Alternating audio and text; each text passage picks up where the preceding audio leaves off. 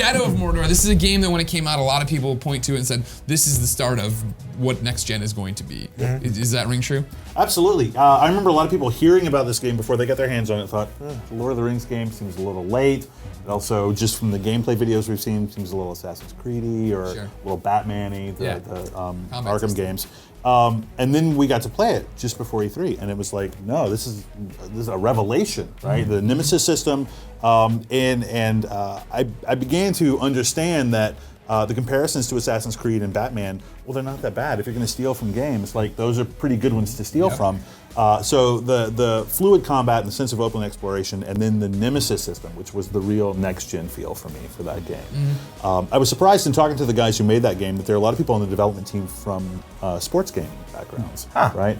And so when you see the orcs come up and they have like the big facial reveal and everything. They have a WWE it's totally a pro wrestler move, right? And they said we want to think about it in those terms, that you guys have these rivalries and like we're introducing combatants. And for me, just seeing that play out in that way was awesome and unlike anything else I've ever played. The Nemesis system is one of the few examples where I've been like, this sounds like something where I was dreaming of it when I was like 7, and now it's real. You were doing it, right? When you were playing those games, you make the stories up in your head of why you're fighting the same kind of characters, and that's what was so great about this, is how they took death and respawn and made it into this game mechanic that made sense in their world. Yeah, it's aside from all the other things it accomplishes, the Nemesis system makes death feel truly meaningful. Like I die and I'm mad, and I'm not mad because I shouldn't have died or because it was like frustrating.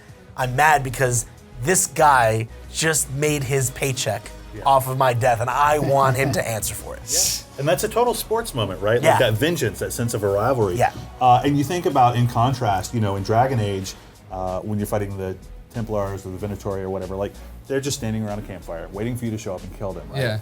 Not the guys in Mordor. The guys in Mordor, like they're going to be playing their own game whether you do anything or not, right? So that motivation, like that momentum is there all the time. I mean, I think I was, you can see this if you go back and watch Game Scoops, I was a little bit so-so on Shadow of Mordor, and when that game clicked and when I'm like, oh man, all right, this is definitely something special, is when I realized you get to a point in the game where that Nemesis system suddenly becomes much more important when you can start manipulating it.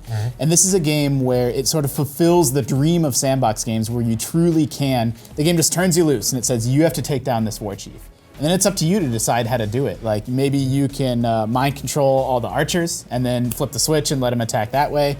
Or you see that guy has 2 bodyguards, you can take them out, so then suddenly he doesn't have his bodyguards, you can discover his weaknesses. Like, it's up to you, the game has the confidence to turn the player loose and trust their intelligence to say, if you don't do step A, B, C, D, E, you're not gonna win this fight. But we don't tell you to do these 5 steps. It's up to you to kind of figure out how to play with our systems and turn the situation to your advantage. And that's when I realized that this was a very impressive game.